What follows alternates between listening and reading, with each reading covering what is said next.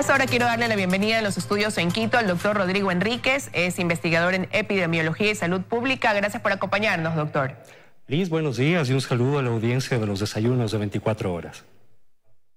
Gracias por estar con nosotros. Queríamos tener su presencia acá porque una vez que el día sábado el país conoció de que ya había un caso confirmado, que ahora se actualizó la información y ya son 6 con coronavirus, pues inmediatamente surgió temor en la población. Eso lo pudimos ver al ver a la gente volcarse a las calles en búsqueda de aquellos elementos que en algo ayuden a prevenir el contagio: mascarillas, gel antibacterial, alcohol. Esto quedó desabastecido el fin de semana en farmacias o en casas de salud. Y ahí quisiera preguntarle a usted, aprovechar para preguntarle si este pánico realmente tiene un fundamento o no, dado una vez que escuchábamos incluso al viceministro decir que la tasa de mortalidad por el coronavirus es muy baja. Entonces, ¿cuál es la realidad que afronta el país en ese sentido desde su experiencia y desde su punto de vista, doctor? Bueno, en este caso hay algunos mensajes clave que tenemos que transmitirle a la ciudadanía. Es natural y es normal que cuando enfrentamos la presencia de una nueva enfermedad producida en este caso por un nuevo virus, haya cierto temor y se genere preocupación. Pero como decimos quienes somos médicos de familia y hacemos salud pública, en lugar de preocuparnos es mucho mejor ocuparnos. ¿A qué me refiero con esto? A que mientras las autoridades de salud están haciendo su trabajo, identificando los casos, manejando a los contactos de este paciente que ya fue detectado con COVID-19, nosotros también como ciudadanos tenemos muchas cosas que hacer. Y yo quisiera que nos concentremos en eso. Una de las primeras cosas que tenemos que hacer es informarnos por canales oficiales. Y al hablar de canales oficiales me refiero a la información que da el Ministerio de Salud y sus autoridades, o la información que dan organismos internacionales como la Organización Panamericana de la Salud o la Organización Mundial de la Salud.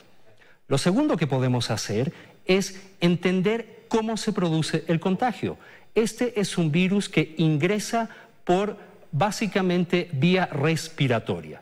Eso significa que las partículas que pueden estar en el ambiente producto de que alguien tosió o estornudó pueden introducirse en la persona por vía respiratoria. Por eso esta medida de tratar de hacer mayor distanciamiento social. Sabemos que el virus no puede viajar más de 2 metros y en el momento en que distanciamos el espacio, aumentamos el espacio entre una persona enferma y nosotros, reducimos la posibilidad de contagio. Una tercera medida doctora, clave... ahí quiero... Sí.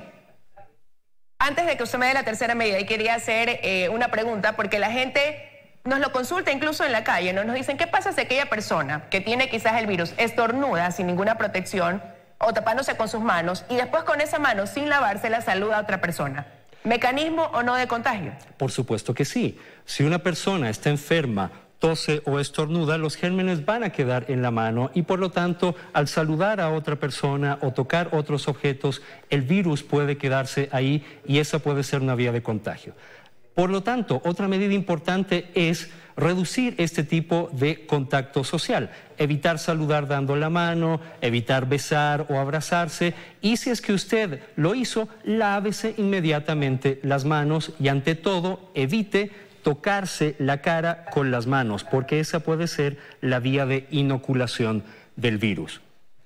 Algo importante ahora, doctor, también... ¿qué pasa con el uso, por ejemplo, de la mascarilla? Hoy hay mucha gente que compró estas mascarillas, que se las pone, pero ¿qué pasa también con esa manipulación incorrecta quizás? La tengo puesta, la bajo, la meto en la cartera, la saco, me la vuelvo a poner. Eso podría más bien ser contraproducente en algún momento al no saber cómo utilizar ese mecanismo que para muchos se convierte en la prevención de evitar sufrir ese contagio.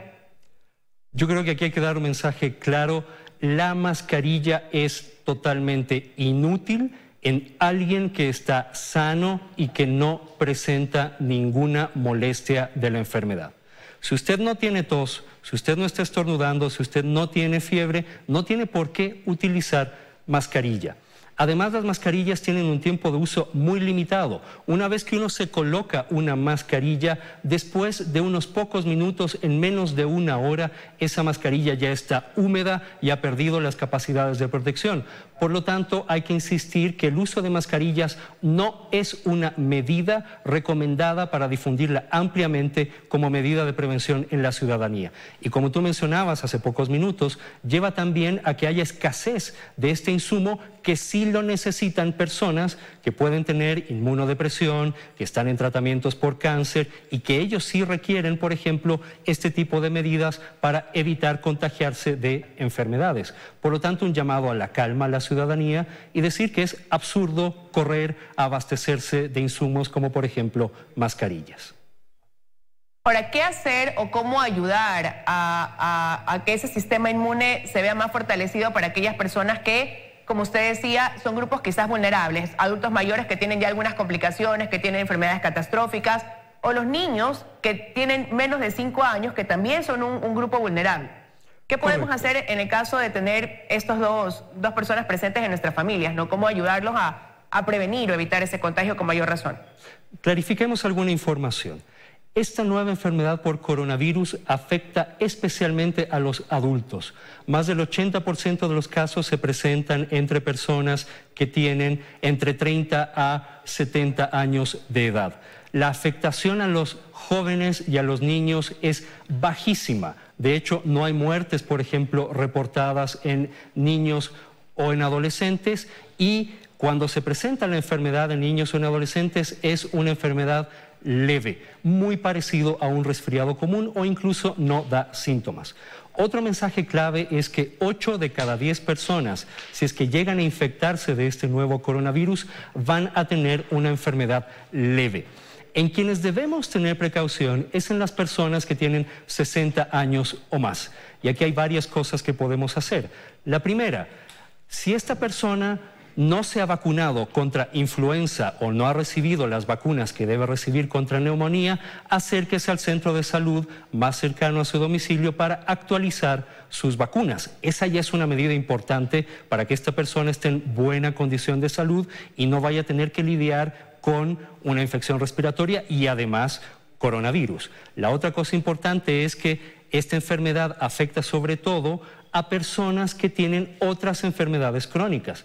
Si usted tiene diabetes, si usted tiene hipertensión, si usted tiene cáncer, si tiene alguna enfermedad respiratoria o cardíaca crónica, verifique que su enfermedad está bajo control.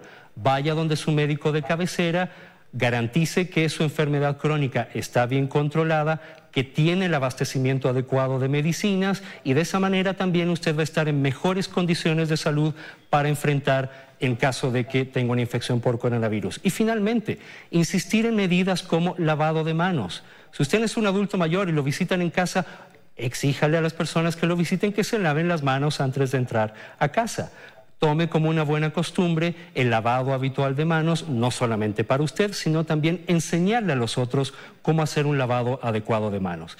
Esta es la medida a la larga más eficaz, no solamente contra esta nueva enfermedad, el COVID-19, sino también contra muchas otras enfermedades respiratorias que están permanentemente en nuestro país.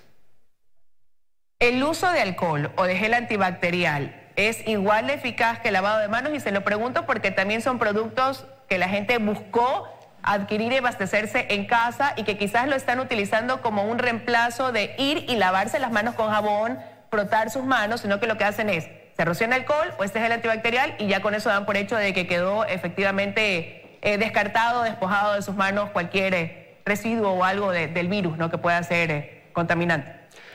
El uso de soluciones que contienen alcohol entre el 60 al 70% sabemos que es eficaz para inactivar al virus, ya sea si es que está en nuestras manos o si es que está en alguna superficie.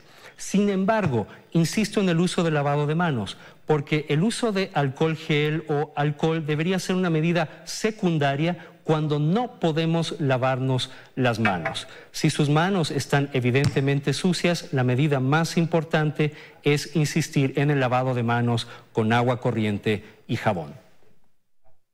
Doctor, para finalizar, usted decía, hay que tratar de evitar quizás ese contacto social, ¿no? El evitar saludarse con un beso o dar la mano, pero también se ha dispuesto como mecanismo de prevención que se suspendan actos masivos, donde haya mucha concentración de gente, para que las personas que nos ven, aquellos que son grupos vulnerables de 60 años en adelante, sobre todo estas personas o que ya tienen complicada su salud con otro síntoma, por ejemplo, ¿qué otros lugares deberían quizás evitar visitar o que, en ese sentido, qué mecanismo de prevención también se podría adoptar? Bueno, pero pregunto también porque hay mucho miedo, hay gente que no quiere ni siquiera salir de casa, ¿no? Bueno, hay una cosa que tendremos que aprender en las próximas semanas o meses es a convivir con este tipo de enfermedades y entender que debemos hacer una vida normal, adoptando precauciones que son universales para cualquier otra infección respiratoria. El hecho de evitar sitios de aglomeración de personas, sobre todo en espacios cerrados, es una medida de prevención en general para enfermedades respiratorias, incluyendo el coronavirus. Yo creo que si adoptamos de estas medidas de aumentar un poco el distanciamiento social, utilizar medidas adecuadas de higiene cuando tosemos, estornudamos, lavado frecuente de manos, garantizar que nuestra salud está bien controlada, de alguna manera vamos a mitigar el impacto potencial que podría tener la presencia de esta nueva enfermedad en el país y en el mundo. Ha sido tranquilizador conversar con usted, doctor. Yo creo que para muchos de nuestros televidentes usted ha dado recomendaciones que debemos aplicar y bueno, tener la tranquilidad de que adoptando esos mecanismos de prevención vamos a poder también contribuir, ¿no?, con que esta enfermedad no se propague. Quiero agradecerle su presencia, doctor, esta mañana aquí en los desayunos de 24 horas. Encantado.